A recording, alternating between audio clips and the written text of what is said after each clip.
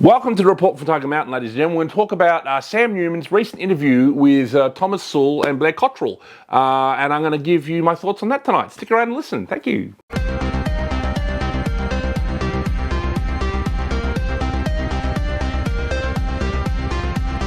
Well, ladies and gentlemen, a report from Tiger Mountain fans will know that I've been a regular on Sam Newman's show for about a year and a half now.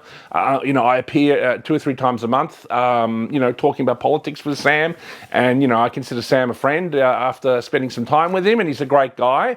And recently he did, he heard about the events that went on in Adelaide, and he thought he'd reach out to Thomas Sewell from the National Socialist Network, and Blair Cottrell turned up with him, and they both ended up appearing on Sam's show. And I wasn't there for those interviews, but look, Sam's been hugely attacked for doing those interviews, and I'd just like to say, I really support Sam for doing that interview. I think he was very brave.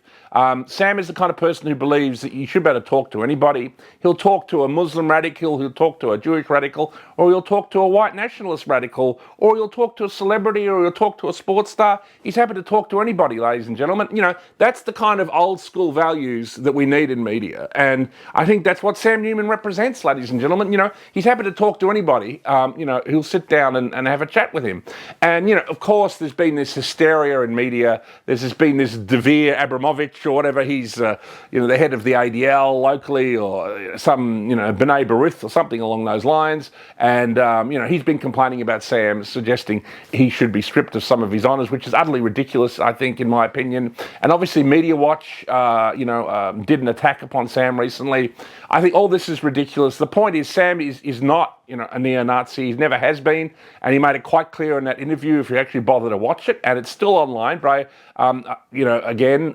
Shout out to Sam for leaving that interview up, because there were many calls for it to be taken down. It's still up. I think it's reaching 40,000 views on YouTube, and God knows how many people have streamed it. I think it's the most popular podcast he's ever done, so in the sense of the amount of people who've listened to it. So just go check it out and judge for yourself what you think. What Thomas Sewell says and Blair Cottrell says.